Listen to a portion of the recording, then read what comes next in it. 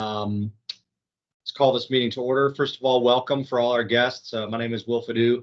I'm the Senior Vice President for the Virginia Maritime Association, but in this capacity, I'm also Chair of the Virginia Offshore Wind Development Authority. So thanks for being here. Let's go into the approval of the previous minutes. Hopefully you all had a chance to look at that.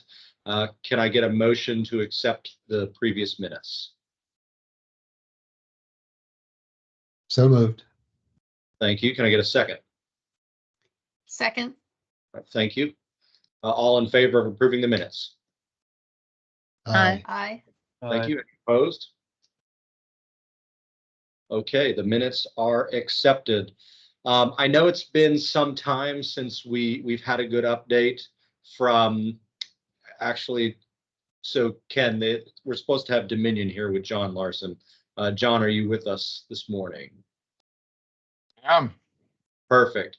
So it's been a while since we've had a good update. So we wanted to make sure that we invited our friends at Dominion Energy to come and brief out on the CVOW project and where we are. And then after that, we'll also hear an update on Portsmouth Marine Terminal. So John, I'm going to turn this over to you. If you'd like to share your screen or whatever you feel appropriate, tell us where we are. Let me get this pulled up here. Right, so I need to stop sharing, correct?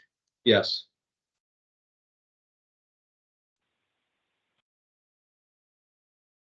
All right, John, you should have control. All right, let's see here.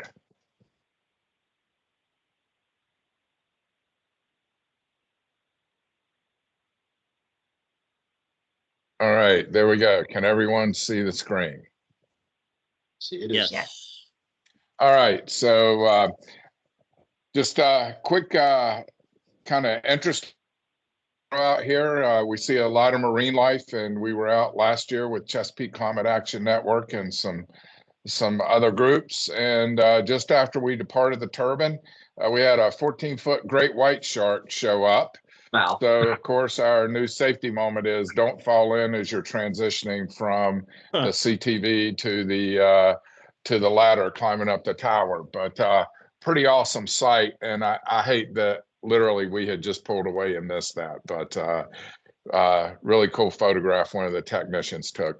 Kind of moving on a little bit more to the business side of things. Many of you have seen a graphic of the wind energy area and the export cable corridors. But I've started using this a little bit. It shows you the monopiles and that sequence that will happen. But more importantly, it also gives you a good understanding of how the turbines are connected to each substation. So the substations are the three yellow locations within the wind energy area.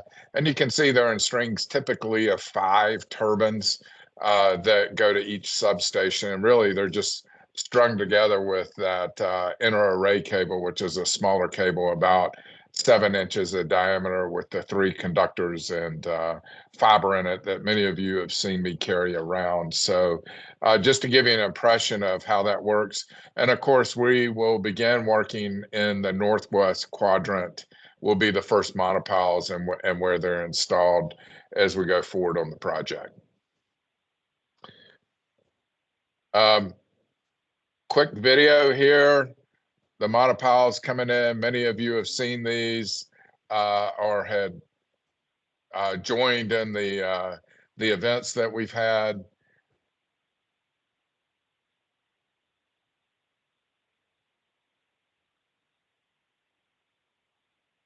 But this gives you a pretty good idea, if you haven't seen them, the size. The size of those. Keep in mind the diameter of that's about the length of a school bus on the monopile, so pretty significant as we go. And I think we see, deliveries continuing to come over, and that will go on through the monopile season next year, which we expect to conclude in the August timeframe of next year, is the current plan. transition pieces. So starting in the next month here, we'll begin to see some transition pieces arriving. And that, of course, is really, if you think about it, and I'll use an analogy, almost like a golf tee, right? This is a piece that fits down over the top of the monopile foundation and has a flange on the top of it, or a surface on which the base of the wind turbine tower attaches. It's the point of ingress and egress. But in the upper parts of that transition piece, you see on the left are some structures really about 2 levels, which there's a lot of switch gear and control equipment, connection points electrically located there, certainly well out of the water and those types of things. But this just gives you an idea. Those transition pieces, just like the monopiles, are constructed of rolled steel that's welded together. And then after those sections are there, you can see the flange being lifted and attached on top here for one of our monopiles. But expect to start seeing those arrive here soon. And the first installation of transition pieces should occur starting in the August-September timeframe. Cable, well into the export cable fabrication. Just to help calibrate everyone, it's the distance from New York City to Richmond coming down I-95. And so for the export cable, there'll be 2 of these large spools for each one of the 9 conductors that will come ashore. So there'll be a splice in the middle to give you an idea of how that will work. But pretty massive and pretty heavy pieces of cable here on these spools as you see them. Also, we've got the 3 offshore substations. You can see here in this graphic kind of below and to the right of the monopiles that are being staged. Right now, they're undergoing the final installation of the electrical equipment inside. Many of you have heard me talk about some of the components, large HVAC units. And if you think about it, this is really the same as a 230 kV substation that you would see located driving around town. Today on the land is just cables come up from the bottom. You've got gas insulated low voltage equipment at 66 kV, goes to the transformers and steps up to 230 kV. There's, of course, a number of switches and capacitor banks and those types of things to help manage the energy flow as we go through there, and then that connects to the export cable. And of course, there's a helipad on top for the men and women who will be working on that to readily access the substations. Right now, we're pretty busy working on the onshore. So we completed tree felling last week.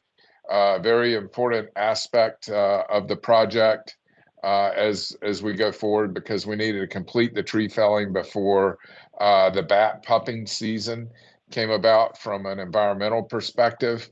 Also, we are working very diligently at State Military Reservation and also at Fentress Substation to expand that. The Fentress Substation, of course, at State Military Reservation, extending a pipe about 1,600 feet from the parking lot at SMR there out to offshore.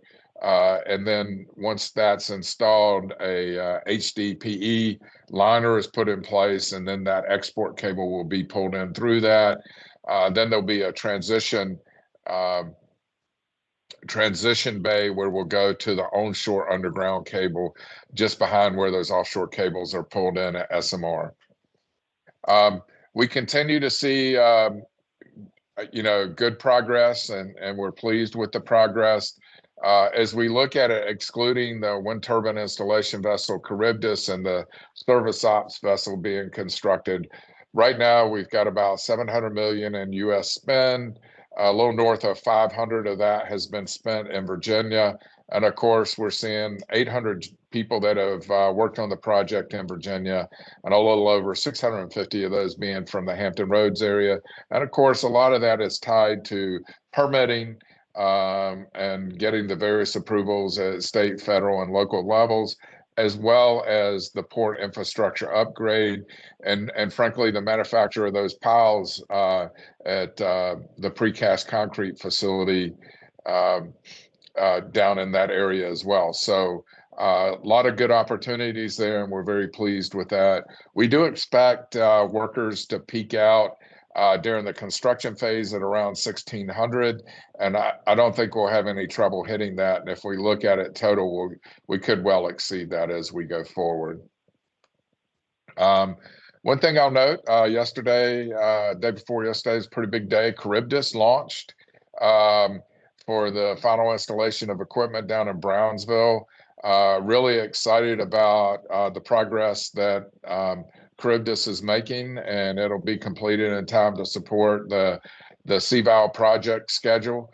And it will be home ported in Hampton Roads, and have obviously being Jones Act, we also have a U.S. crew on that as well. So good progress moving ahead with respect to that, to support not only the CVAL project, but other projects in the industry. And we continue to remain on schedule and on budget as far as the project goes, and just really fortunate to have the opportunity to have hedged out a lot of our commodity risk at a great time before we saw the inflation and supply chain shortfalls by locking our contracts in early. So with that, I'll stop and ask if there are any questions or any insights anyone might have. So John, are we still on track for, I think the construction is going to start here in a few weeks, right? The first monopiles going. That's correct. Early May, of course, that's all, as we know, weather dependent for transit of vessels and actually at the construction site. But yes, we're still on track for the start of the monopile season coming up here, and actually very excited and looking forward to that. So any questions from the VALDA board members for John? Jim here, a question, please. Yes.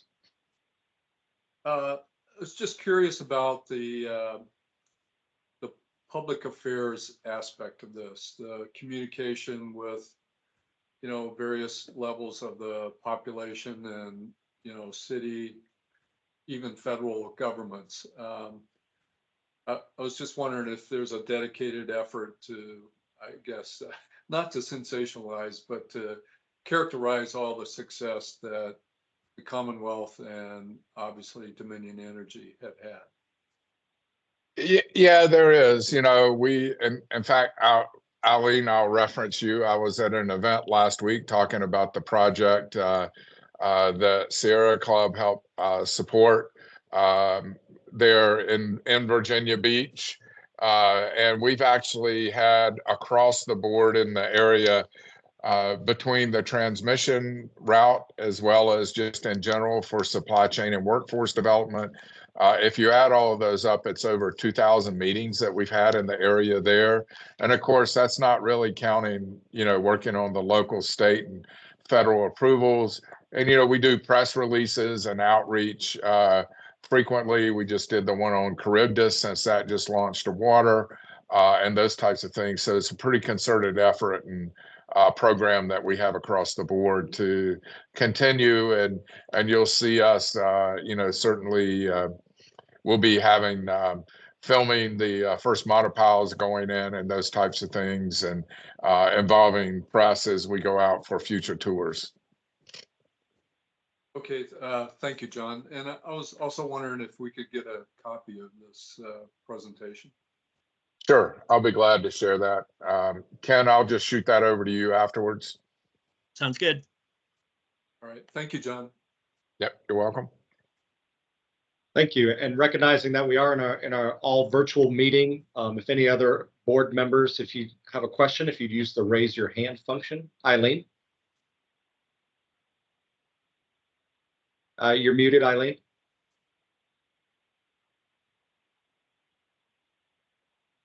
Still muted.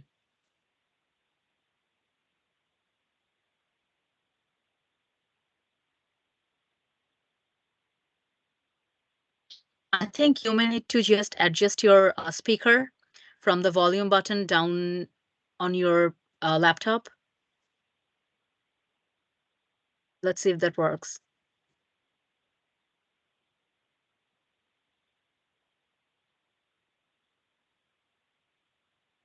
All right, we'll come back to Eileen. Any other questions from the board?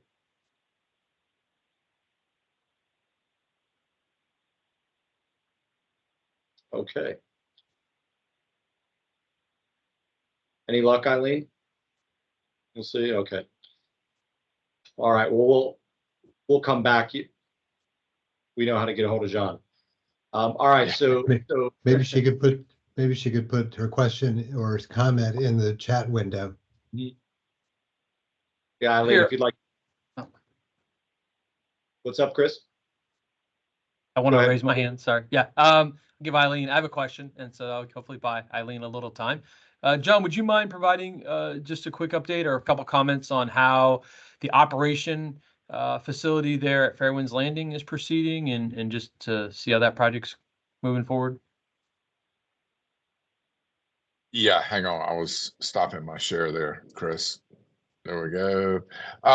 Yeah, so we have actually, as you know, done the agreement with Ballacor and Miller Group for that facility.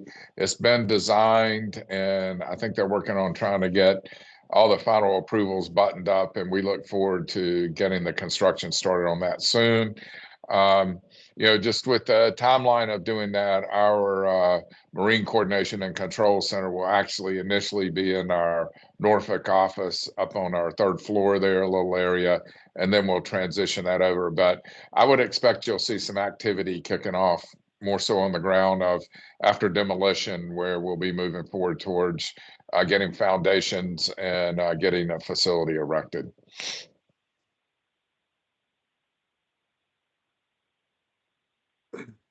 That's great. Thanks, Sean. Mm-hmm. Yeah, I know. One of the interesting things as we kind of get ready for operations, lots of work still going on with the team at Dominion, kind of now working on, you know, navigation plans for vessels and subsea cable crossings. So still a good chunk of work to do, but I know the Dominion team is working quite hard with a lot of the stakeholders here on the call to make sure that we're ready to go. Howard, do you have a question? Yeah, I was just going to convey what Eileen put in the chat window, which is regarding the slide on jobs. It said jobs at POV. Are there additional jobs associated with the offshore construction? So the specific kind of case study was Port of Virginia on the right-hand side of that slide. That table was for overall. And as we began mobilizing for the onshore work and we mobilized for the offshore activity, you'll see those numbers go up. We're collecting those quarterly from our you know, partners and their subcontractors. So we should be getting quarterly updates on that as we go along. So you would expect to see the traditional increase as a project up until it hits you know, the maximum activity on the project. Then as you start closing the project out, we'll see that decline. Yeah, and I would say even from just expectation management, to your point, John, and most folks who have been involved in any type of large, you know, mega project, big spike in construction activity for a period of time, a few years, and then to your point, numbers settle off sometimes significantly with long-term O&M jobs. So something for the community to consider when they're thinking about how many construction jobs come into an area and then become transient as projects kind of move up and down a coast, right? And then how many of those permanent long-term O&M jobs kind of remain in the area. So yeah, most of the jobs really affiliated with the construction right now are frankly at the port, right, for loading and unloading equipment and that type of activity outside of the port infrastructure. We're really still at that staging and pre-assembly aspect of the project here. Soon to mobilize with foundations. The foundations honestly don't have much pre-assembly. It's more staging, right? It's a big piece of pipe. Yeah. All right, Eileen, let's try again. I see your hand up, but try to unmute there. You got to hit the unmute button. I see it's showing unmuted or muted, excuse me. No. Cannot hear you.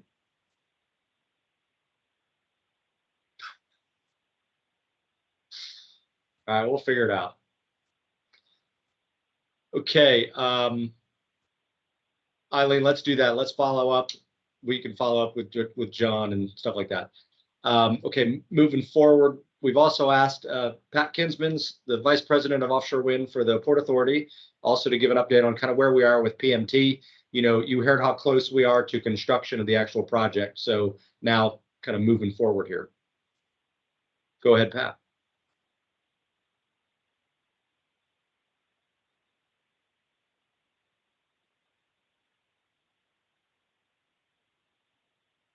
Okay, can you hear me now? We can, yes. Okay, great. So let me start with the right slide. So hey team, great to see all of you. Just start off with a kind of broad update. You can see the project partners listed on the top really. So Port with Jacobs and our subsidiary terminal operator VIT operating for us, supported by Moffitt and Nicholas, the engineer of record, and Skanska doing the major work. To do the port upgrade. We're, again, 100% complete in terms of design, of course, and that was both for the port upgrade and the dredging.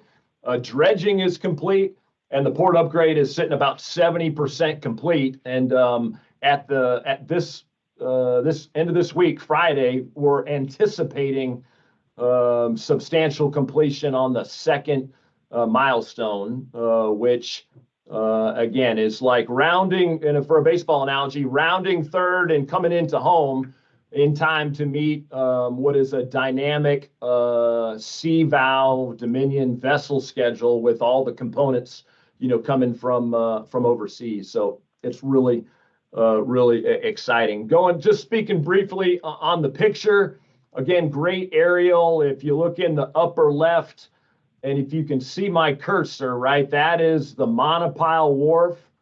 So again, we went up to get the right bearing capacity across the terminal, went up about 2 feet with layers of geogrid and dense graded aggregate sections of the old wharf. And what you see in the foreground here is really the completion of milestone 2. So dense graded aggregate is being pushed over a pile supported wharf. And then the piles that you see in the water here, that's all the third and final milestone due in January. So big picture, just about to wrap up milestone 2 and milestone 3, the whole project slightly ahead of schedule, currently scheduled to be complete in early January of 25. So exciting. I don't know where the last 2+ years have gone, but it's a flurry of final design activity and a lot of construction. So what this just shows you is just a quick overlay. So it's the Dominion CVOW schedule with the construction piece kind of laid on top. So on the left, port contractor selected, the first milestone for monopiles, the second milestone for TPs, which is just a wharf, and the final milestone here showing, again, that requirement in about mid-25. Again, we're on schedule for an early 25 completion. And then in the gray is the monopile installation windows that Dominion has. And as John says, the Orion is en route from its last mission off the coast of Scotland, should arrive here end of April. And, you know, early May, it'll start moving offshore to do some installation. Off to the left, a view of the 28 monopiles that we have on terminal now. 8 more arrived this morning, and VIT is in the process of doing the 5th vessel unload. So we've learned quite a bit from vessel number 1 to now the 5th vessel. And later on, here in about another week, well, inside the next week, we'll have the second component coming on terminal, which is pin piles for the offshore substations. So again, a different component coming on terminal. That's great. Picture on the right, again, that was a motor vessel Sunshine delivery. The picture is taken at sunset, and that monopile on the right is in the cradle swap area where the shipping cradles come off, and then VIT moves it into final place of rest on the terminal. And then one more view, which just a different look on that lower right corner, the monopile wharf, the construction activity proceeding down the wharf, and the kind of the upland site civil happening as well. So a rapid fire update. Stand by for any questions you have. Thank you, Pat. I think that there's a vessel that came in this morning, correct? Yep. Yeah, fantastic. I encourage all of you, if you haven't had a chance, well, do it safely. I know Pat will agree with me, do it safely, but if you get a chance to pull over somewhere safely and see these monopiles, they're fantastic. Safely. The scale is incredible. And so that's going to be a lot of activity, something we take for granted, but we're introducing something new into our maritime transportation system here. But great teams have been working on it. I say one of the things that we do incredibly well here in the Commonwealth is collaboration, especially in the maritime space. So this is all, and Pat and Chris will tell you, and John, the countless meetings with different stakeholders that have gone into it. I know I myself have sat in several meetings, multiple meetings that just had to do with the vessel that's carrying these out, kind of going inbound and outbound. So much coordination to make sure that it's done smoothly in the context of everything else we do. So any other questions from the board for Pat?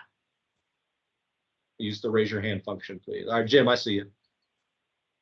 You got to unmute yourself and there you go. All right, I'm kind of fumbling here on the functionality. You're doing great. Sorry. Was this okay? Yes, you're doing great. Yeah, here's a question, not so much for Pat, but just, sitting here, by the way, it's just amazing the work that's been completed and incredible. But do we have a figure of how much the Commonwealth over the last, 10 years or so has invested in this offshore wind? From the beginning, how much has been invested or allocated taxpayer money in all this?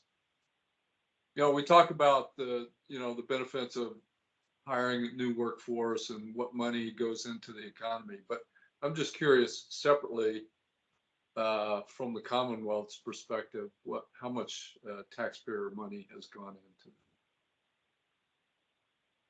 Does anybody have a guess what it is? This is Chris. So do you want me to jump in, Pat?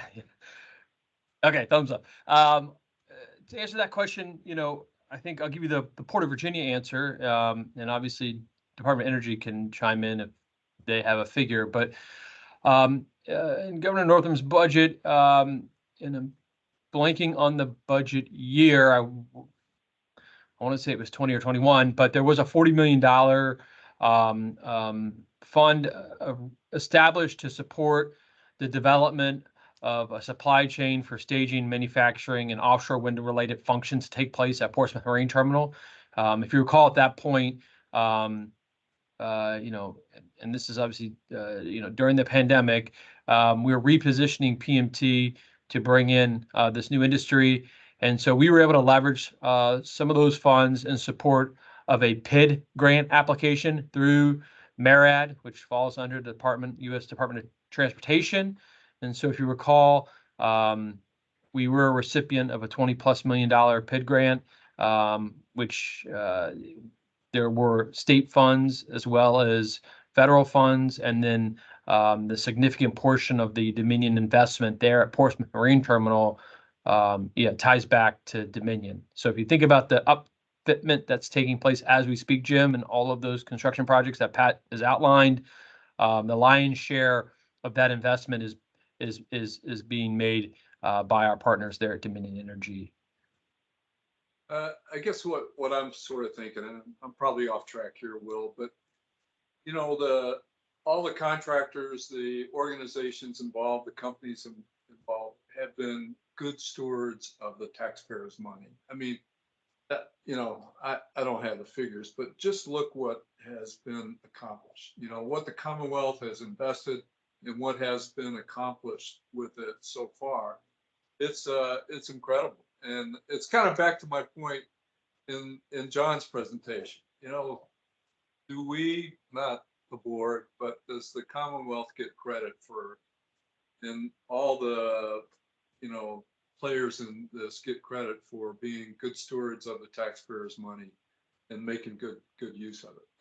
A rhetorical question, but. No, but Jim, I give an observation, and maybe Will has, and I think there are probably a number of folks on the call, but I think when you go outside of Virginia and you look at what we're doing here within the Commonwealth and what Dominion's doing with the CVAL project, it truly is being recognized as a true success. And to Will's point, that success doesn't happen without a tremendous amount of collaboration, stakeholder engagement, and more importantly, in an environment which we find ourselves in, a very high inflation, high interest rate environment, for this type of project to still be on budget and moving forward is pretty impressive. So I would say by all means, it is recognized, and I think that will be to the benefit of this industry here in the Commonwealth as future projects evaluate this harbor, this state to support this future build out along the East Coast. Yeah, and I'll add to that again, where we're about to be with the first monopile going in, I think we take for granted, and offshore wind wasn't something that just got dreamt up a few years ago. It was over a decade ago when the governor at the time was like, we need to get ahead of thinking about offshore wind in the Central Atlantic. And the VMA led an effort. We're pulling in the pilots, NOAA, Coast Guard, Army Corps, Port Authority, vessel operators, Navy, NASA, everybody, and sat around at NOAA's headquarters, pulled out a bunch of charts and said, where should an offshore wind farm go that is basically deconflicted with everything else we're doing? So the current shape and location of CVAL was intentional over a decade ago to be just out of the way of everything else, to where we have no conflicts there. So it is a testament of we're about to see that original effort over a decade ago come to fruition here. And it just plays nicely with everything we're doing between lots of stakeholders here on the call. So I think the Commonwealth does share the credit. And I know everyone's working to be good stewards. And that's also why we have good groups like the SEC to kind of make sure that things don't get out of control. But all things moving forward in a great way, I think. Agree. And I think Chris's point, sorry, there's some background noise here, but, being good stewards of the Commonwealth's money. But, the budget was created and everybody is performing to budget. We're on time, on budget. And those qualities should serve, this enterprise well as wind is expanded up and down the coast, east or west coast. The performance has been pretty impressive. So, thank you. Any other questions for Pat from the board? Okay, well, thank you, Pat. All the great work you're doing. Thanks, team. Busy. And let's see. So now we're going to go into updates from the VALDA board members on various work initiatives. First up is our favorite Eileen, if we can get the camera to work, or the microphone. Let's try this again. No. All right. All right, we'll figure that out. All right, I'm gonna keep going. All right, so next is supply chain updates. Matt Smith with the Alliance unfortunately wasn't able to join. I'll tell you that we're kind of at an interesting point where we're still seeing more interest from the supply chain come to locate here. There's still a lot of efforts to land independent manufacturers associated with the offshore wind space. And that's a really exciting thing. And the neat thing is some of these efforts are independent of any one particular project.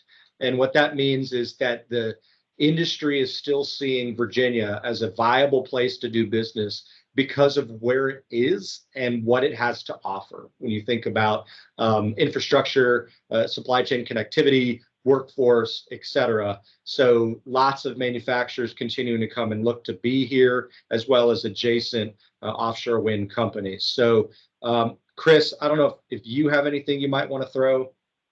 throw in there on that about kind of what's going on with our Virginia supply chain. I will say the VDP has done a great job as well with the offshore wind grant program. You guys heard about that for manufacturers to kind of move to the adjacent space. We have had 2 applications to date, part of that, and those were both awarded grant money to move into more offshore wind space. One was a fabricator here in town, and the other was a bolt manufacturer up in the Richmond area. And we just received a 3rd application as well for another company to look to take advantage of those grants. So that's going well, and companies are taking advantage of it. Chris, I don't know if you had anything you wanted to add, or even Joe Elsa after. I would echo what you were, I mean, that's just to share that information. I appreciate, because you're right. What the VDP is doing is tremendous. I would just dovetail.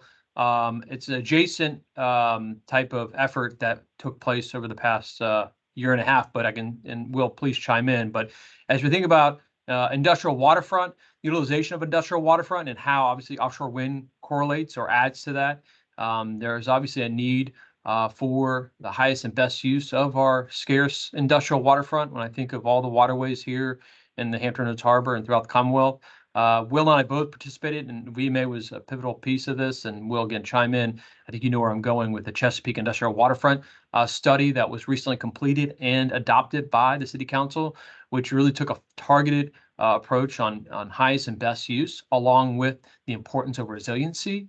Offshore wind and that use, that industrial use, and supporting supply chain supporting entities, definitely, I think, was part of that study and what the City of Chesapeake was looking to implement and evaluate. So that's all has taken place and has now been adopted. I don't know, Will, if you want to add anything, but I think it does tie into the whole supply chain discussion and having properties and sites ready and capable to support the supply chain.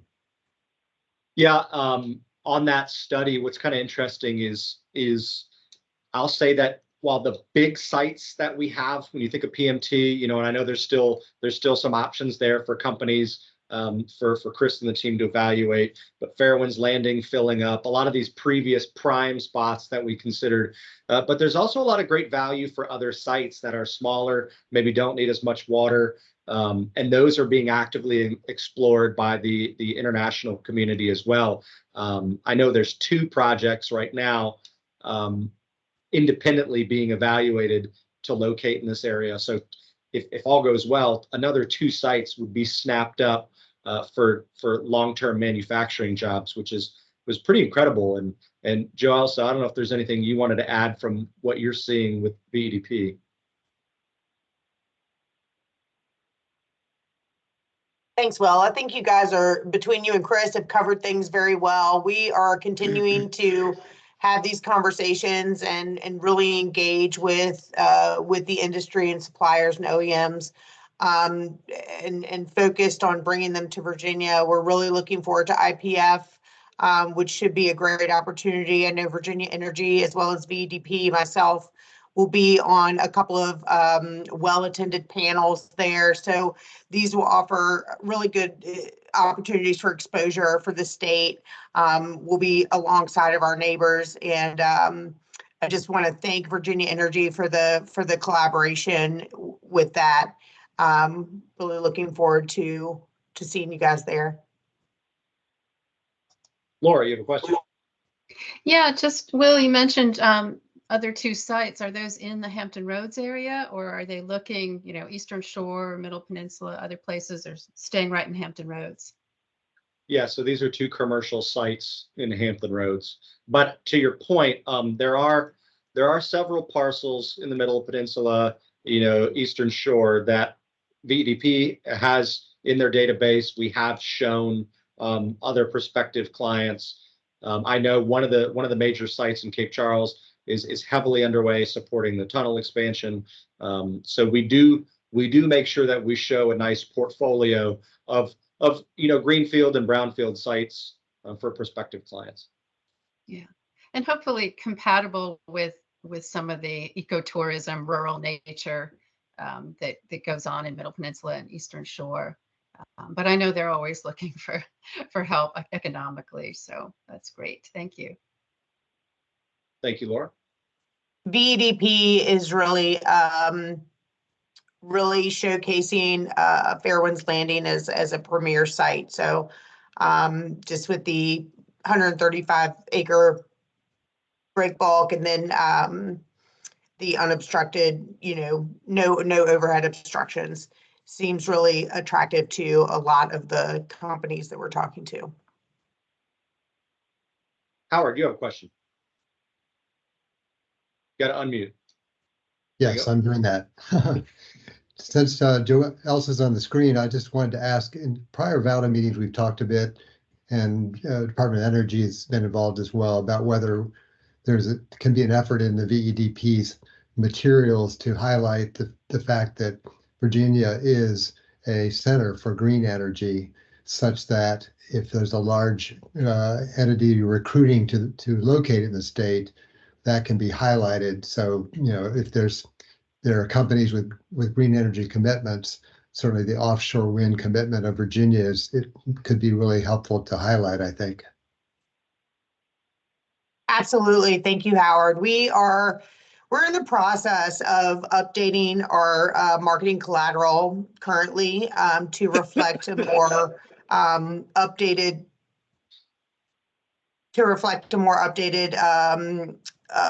version of what we're seeing in the state. I actually commented in the chat some of the photos that Ken shared on the Virginia Energy slides were fantastic in terms of showing the progress and really giving folks a visual to really see the tangible work that's being done. We're absolutely open to collaborating and making sure that that we're putting value propositions out that that showcase Virginia's commitment to renewable energy. So the short answer is yes. And so I would just encourage folks to reach out to VEDP and share with us any, like I said, collateral or photos or any initiatives within your respective organizations, so that we can come at this with a whole of government approach and really offer a comprehensive idea of what we're doing at the state. That's very helpful. Thank you. Excellent. All right, moving over to Kathy. Kathy, any updates from our R&D efforts? And thank you so much for all the work you've done there. Hey, good morning, everyone. Can you hear me? Yes. Yay. Okay. I wasn't sure if I was going to have the same problem as Eileen. It happened to me once, and I had to go back into settings and change some things. So there is an update, and I'm going to hand it off to Ken for that. Yeah, Kathy had asked me yesterday can you all hear me? Yes. Okay. She had asked me to look through the white paper that was submitted with recommendations in, I guess, 2023. And as far as I can tell, the only real updates, one of the recommendations was that we maintain our membership in the Now RDC and participate on some of their subcommittees. We are doing that. We did pay for another year of membership, and various staff at Virginia Energy do sit in on the technical subcommittees. And I will tell you, they are really, really technical. I mean, just almost to the point where I can't even follow along. So I do my best. I'll try to report back as things happen, as grants are awarded, but that is still happening. So Ken, in the future, because that was a recommendation from the board, if they would be able to provide a summary of actions and their participation in that, that would be really appreciated for the board to hear what's going on. Thanks. If possible, because I know we had to sign NDAs to participate in the meetings, so I'm not sure how publicly available that information is going to be.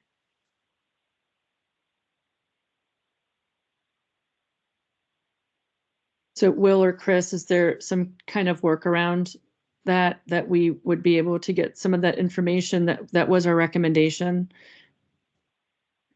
Yeah, I think that's something we'll chat with the Department of Energy team. And to your point, if they're going there to be representatives for the state and or on our behalf, so I'm pretty sure we can work that out.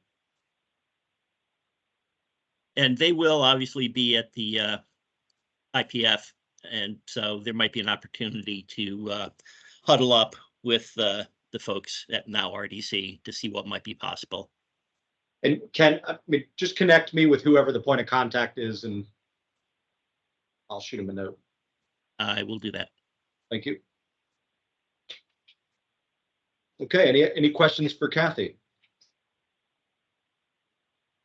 Lots of good efforts. I will say, so recently I was with Laura's favorite people over at Marco a few weeks ago, month ago, something like that, up in Baltimore for a subsea cable summit, 2 whole days of subsea cables, which is about as much fun as you could possibly imagine. But the good news was to kind of be there as a representative of the commercial maritime industry, but also for VAUDA. And I gave a presentation on stakeholder collaboration and why it really, really, really matters when you look at introducing subsea cables into a very busy maritime space. And what was neat is we were able to highlight, you know, back to Jim's point, we were able to highlight some Virginia collaborative leadership.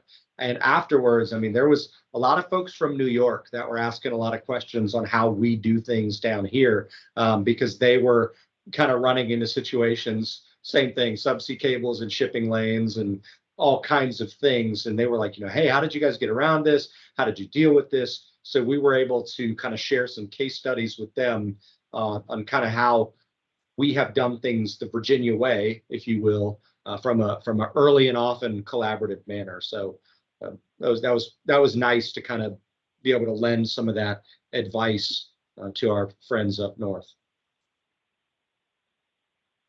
Okay. So glad you're That's staying in awesome touch news. with them. Yeah. Do what? Yeah, that's awesome news. And I will only say that, you know, when we put in our recommendations, it's very helpful for us to get feedback on those to see if they were helpful, if it's enhancing our responsibilities as the board, and help us in forming any new recommendations off of the results of our previous recommendations. So thank you. Yeah, and Kathy, to your point, so Ken, I'm going to ask you and the team, I see Ed, Ryan, all the folks, if we could get some better tracking and reporting back from the Department of Energy, kind of on the status of some of these recommendations, to Kathy's point, that we have made up, and kind of where they are, where they went, you know, which ones got shot down, which ones were adopted, et cetera, so that we can have a better visibility on that. So thank you, Kathy, for bringing that back up. Okay. Let's Will? see. Yes. Sorry, Laura.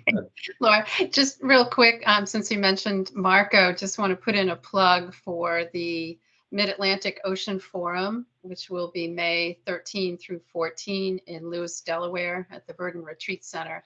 And I'm sure they'll be having a session on offshore wind. So if you just go to the Marco website, you can find information if you're interested in registering. Not sure if there'll be a virtual option, but you know, it's usually a pretty good meeting and a good chance to hear all aspects of ocean planning and what's happening out there. So thanks. Fantastic. I also failed to mention, but when we were talking about the economic development and supply chain portion, it just came out last night that IPF is going to be in Virginia Beach next year. So IPF 25 will be in Virginia Beach. So that's pretty interesting. It could be a great opportunity for us to showcase. I know a few years ago when it was in Baltimore, or not Baltimore, Richmond, we were able to do a good job showing up, and now it'll be even easier. So, okay. I see also, Ken, would you like to introduce your colleague from the department to talk about post-session legislative updates? Yes, I'm going to hand it off to Rabita. She's one of our policy folks, Excellent. and she's just going to give a brief update. Thank you. Welcome. Hi, everyone. Can you hear me? Yes. Yeah, we can hear you. That's great. All right.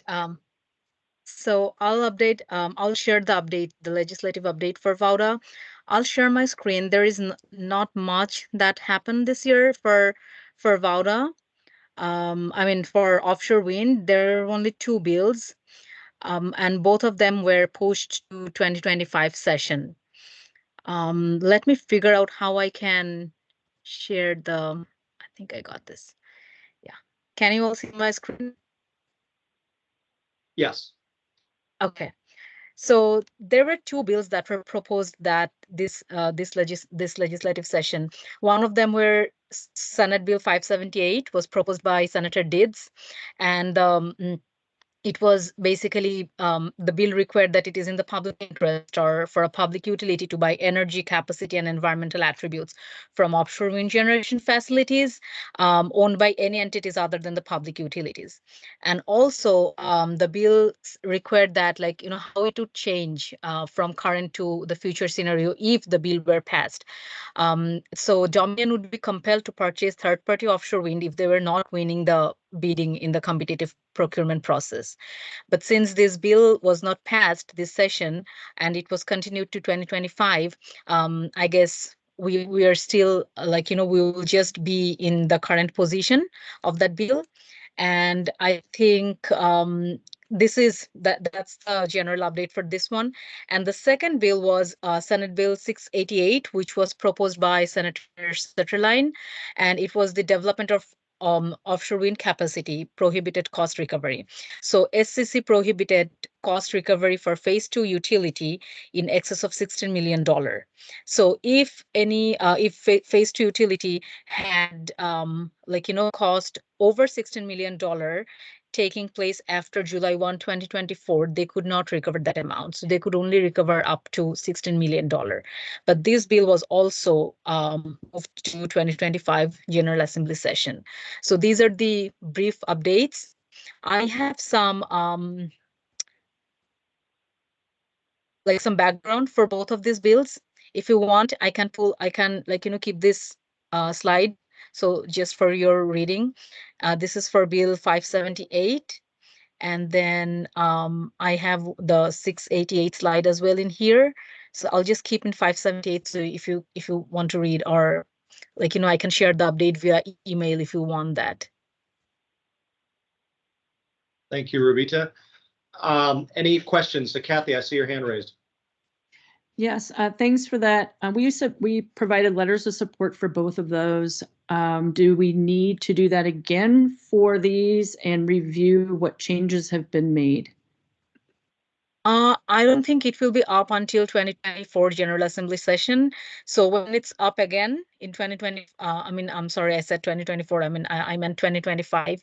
So when it's up again in 2025, I believe the process would be the same. It has to go through the committee and then Senate and House, and then it will it has to go through all the process, the usual process. So I believe you would have to, going forward in next General Assembly session, you would have to do everything.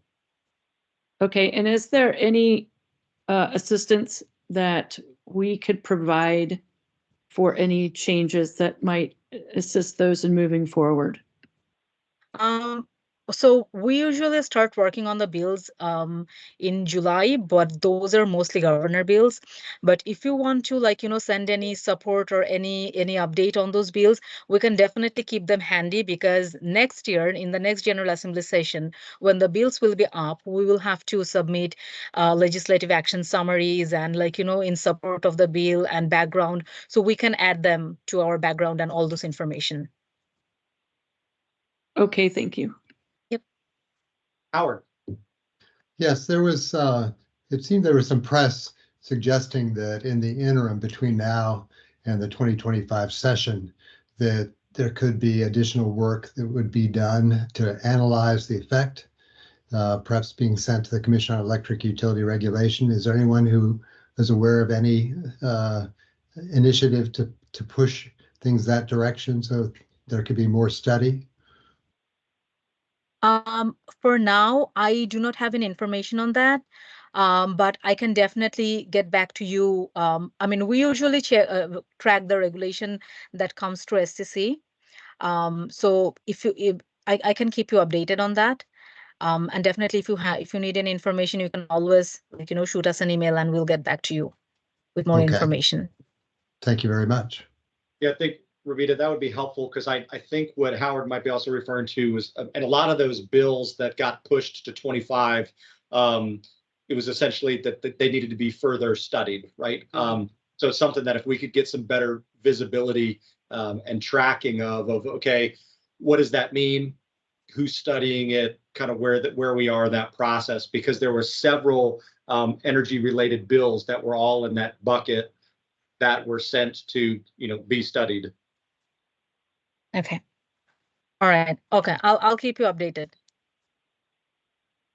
Any other questions? Ashley? My question just revolves around, you can hear me, I hope. Yes. Okay, great. Revolves around in between now and the General Assembly session, what VAUDA is allowed to do in regard to speaking with elected delegates and senators to explain our perspective on this, or to ensure that they received our support, or from VAUDA specifically. There's no election. If it's everybody's in place, it's going to be the same folks at the General Assembly this year. So it's a good education year. I would definitely, Yeah. or go ahead, Ravita. No, go ahead. Go ahead.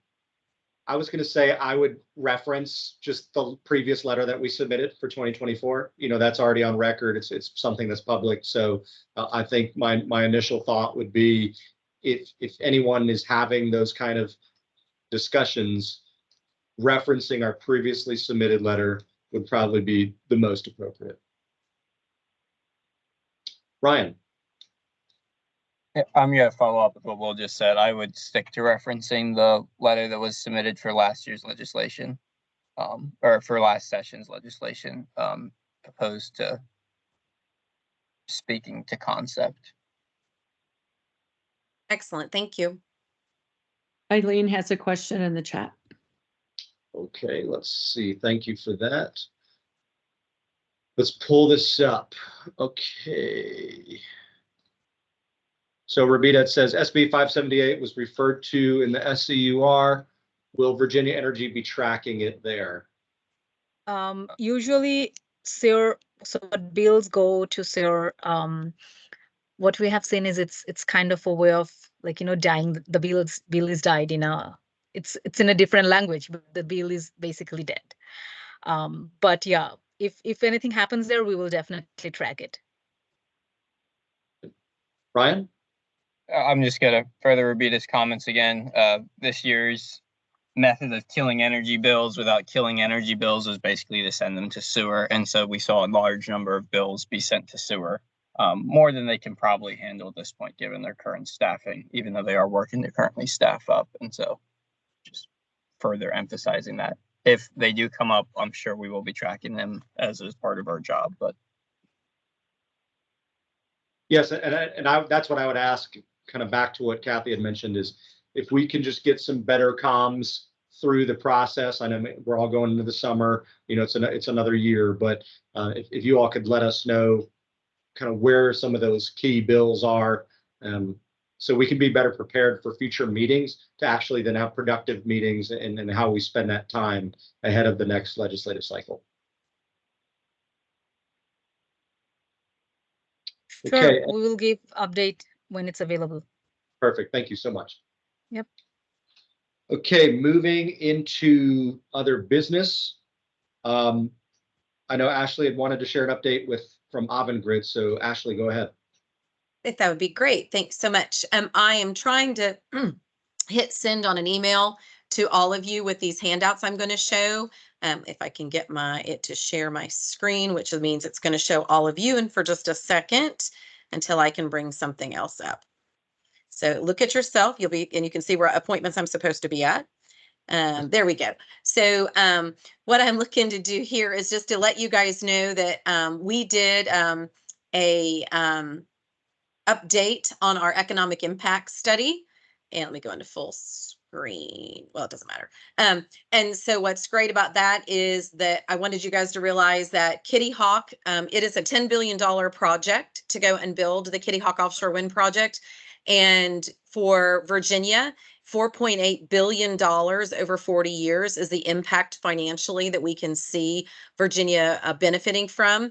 2.7 billion of that will be spent in Virginia Beach, with another, the total for the Hampton Roads area being $4 billion just in Virginia, or in Hampton Roads.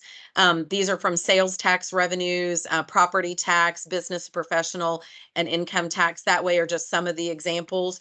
The sheet includes that, we'll spend 1.5 billion in construction in Virginia specifically, 1 billion of that again in Hampton Roads. And then after construction is done, and these numbers are going to be very similar to what Dominion is spending as well in regard to construction, because Ashley, yes. I hate to be rude. I don't think Okay. anyone can see your screen.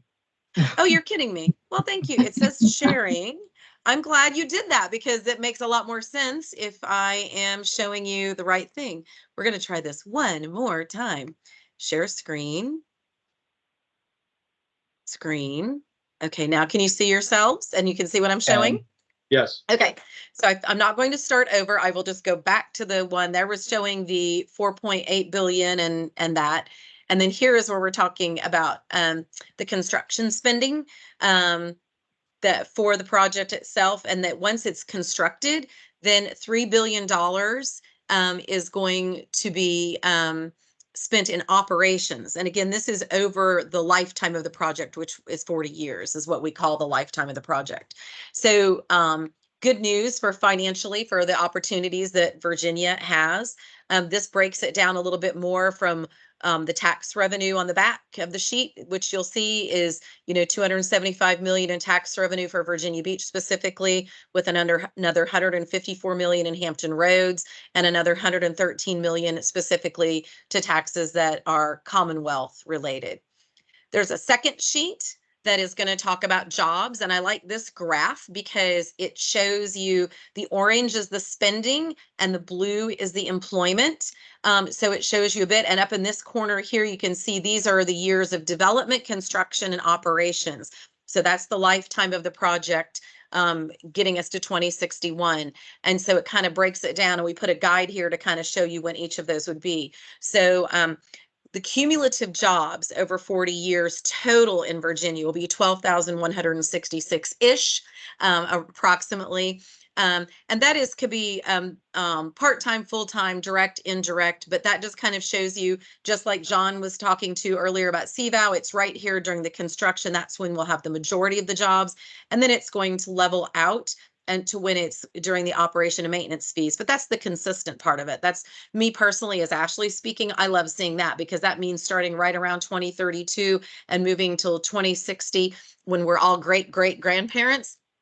Maybe that is when, that longevity is still there in the area for revenue streams and for opportunities here for jobs.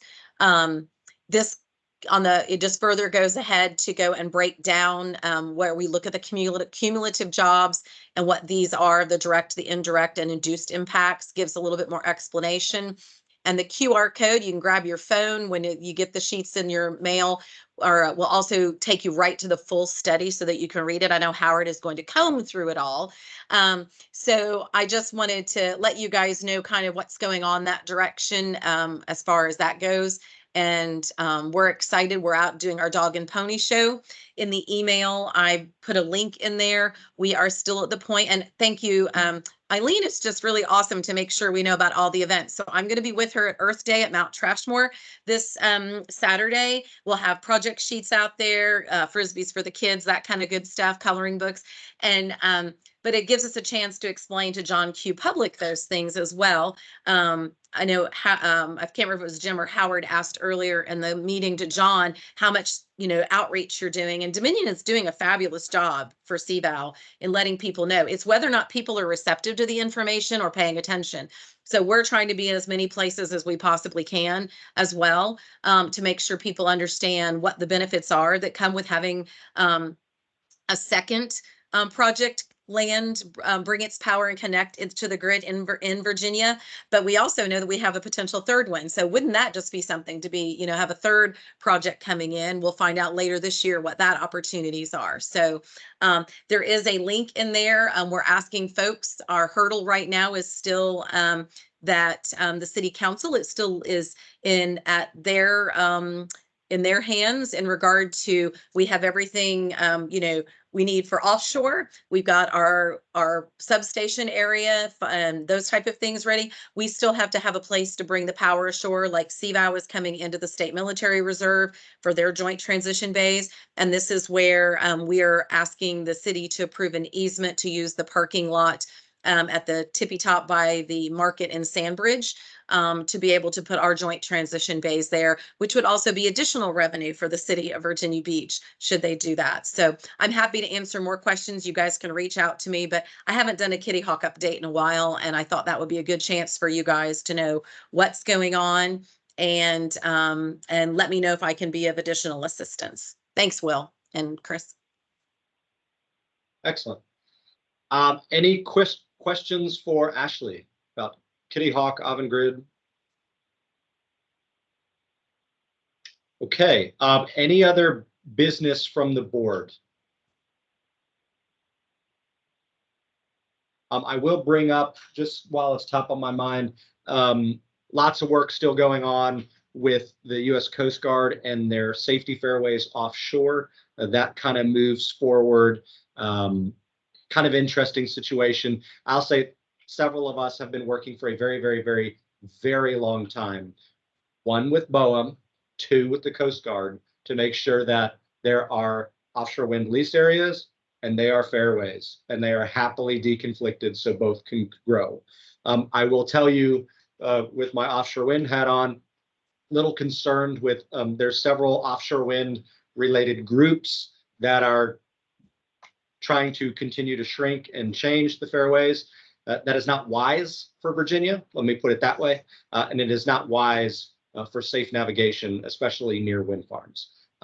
So we're kind of dealing with that as well to make sure that we have the safety fairways we need for our vessels, as well as places for offshore wind to develop and grow. So I'm glad that there's some of us that are kind of have a foot in both camps, so we can properly kind of guide and shepherd that. Ken, I saw your hand raised. Yeah, just briefly. You muted yourself again. Yeah, sorry. It sounded like we were getting ready to wrap up, and I just wanted to make sure that everyone knew that Al has officially retired. Vince Maiden, who I believe is still on the call, is our new director of the State Energy Office, and I just wanted to give him an opportunity to introduce himself, and you'll be getting to know him a little bit more. Additionally, there's been a little internal rearrangement in our office. I am no longer handling staff duties for the Solar and Storage Authority. I have officially become the new lead staff for this authority. So if you all have questions, issues, please feel free to just run them past me. Thank you, Ken. Vince, welcome. Any comments you'd like to share?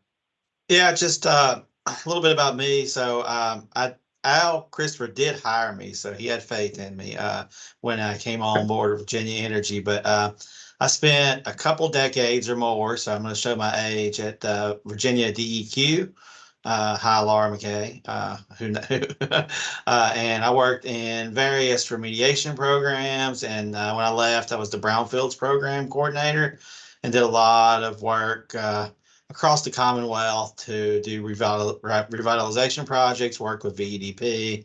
Came here, took the transportation lead. I've always been an energy nerd and really dug in here, and then was bestowed the opportunity to lead the State Energy Office recently. I do not have the wind expertise that Al had and all the historical knowledge. Therefore, I'm going to depend on you guys to educate me, and I'll learn pretty quickly. But I'll definitely be able to help fill the void over time that's left by Al. And Ken, as our wind lead here, offshore wind lead, is going to help keep me straight and make sure I know what I need to know. I will be going to IPF and trying to get my crash course in education and networking next week. So that's where I'm at, and I'll try to attend these meetings and participate moving forward and fill whatever role you need from me. Thank you, Vince. Any other business? So Eileen has asked, please read into the record. So I'll read it. Hampton Roads Workforce Council is hosting a regional job fair in Hampton on May 1st. We've been working with them to include clean energy employers along with a panel specifically about offshore wind jobs. If any of you would like me to read anything else, happy to do so. I can make a podcast for you, nighttime recording. Any other business from the board? Laura. I guess I should say goodbye. I think I'm at the end of my term, and I'm not sure who will be appointed, but I think that's right, Ken, right? We don't have it. I think June 30th was the end of my term. Correct. So anyway, thank you all. It's been great working with you over the past, I guess, 6 years, and I'm just really excited to see what happens out there and looking forward to Virginia having more green energy and working hard to keep all the compatible uses compatible, and also watch out for all the ocean wildlife in the process. So thank you all, and good luck to all of you. I know there's an incredible future ahead, so I'll be watching, and if ever I can help, let me know. Well, I do want to say about Laura, we're very happy to have Laura on the team. I've learned a lot. I call Laura the queen of compatibility, if you will. And my favorite phrase always, no matter what we talked about, and you guys all remember the calls when we were like hashing out certain priorities and things, Laura was always really good on saying, yeah, but what about the fisheries? Or, but what about this group? Or, but what about that group? So it was almost, we got used to expecting that we were going to make sure that certain things were added, but I appreciate that. And I'll say that I'm actually pretty proud of the diversity and the makeup of this board, because it makes sure that although we all come from very different professional interests in our day jobs, when we all come together here and really try to solve the question of what is best for Virginia, right? And that's really the question here. So Laura, thank you so much for your leadership with Marco and everything that you've done. You'll be sorely missed, but I know you're around the corner if we need you. So thank you, Laura. Please join me in congratulating Laura on retiring and being done. So thank you. Thank you all. All right. Any other business from the board? Okay, Ken, do we have anyone signed up for public comment? I would just say, raise your hand if you have any. All right, anyone from the public? I think the rules are no more than 2 minutes, but if anyone from our public guests, any comments or questions, please use the raise your hand feature. Seeing none, we will move to adjournment. Do we have our next meeting on the books? Ken? Yeah, we do. I will have to go and look at my calendar and see when it is. No problem. I'm sure we'll follow that up. Okay, so thank you everyone for being part of our virtual meeting. I think this worked nice. I hope you guys agree. I know many of you traveling from around the state. We'll make sure we keep this option as we are able, as per our bylaws. So can I get a motion to adjourn? Real quick, Will? Chair? Yes. Just to make note, I believe we do need to have one meeting in Richmond. So not knowing if it's our next meeting, but I don't know that we have more than 2 meetings left in this current calendar year. So just a point of note that we will have to look at a Richmond location before the end of this year. Ed just put in the chat that July 17th is our next meeting. Okay, and I think Vince is also inviting us all up to Richmond, and he's going to take us out for a lunch and drinks. So Lovely. that sounds like a good Virginia or Richmond meeting. So, okay, so a motion to adjourn, please. A motion. So moved. All right, I'll skip the second, and we're adjourned here, 11:15. See you guys next time. See you. Cheers. Bye. Bye all. Thanks, everyone. Thank you. So long. Bye, Laura. Happy retirement.